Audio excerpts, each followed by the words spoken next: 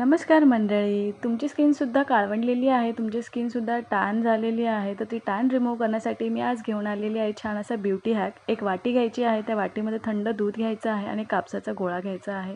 त्याच्यामध्ये दुधामध्ये छान असं भिजवून आपल्या चेहऱ्यावरती 5 ते 10 मिनटं हलक्या हाताने आपल्याला चोळायचं आहे, जेणेकरून ती टॅन रिमूव्ह होण्यास मदत होईल.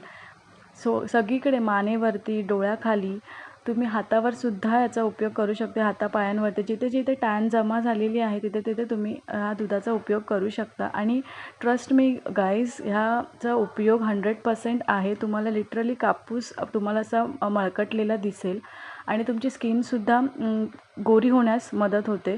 खूप जास्त ब्राईट स्किन होते.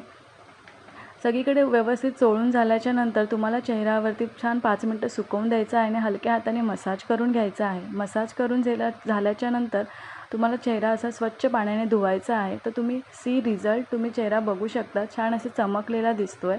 आता त्याच्यानंतर तुम्हाला रोज वॉटर हे मॅन्डेटरी आहे. रोज वॉटर हे लावायचंच आहे चेहरा धुवून झाल्याच्या नंतर. आणि त्याच्यानंतर तुम्ही बघू शकता चेहरा.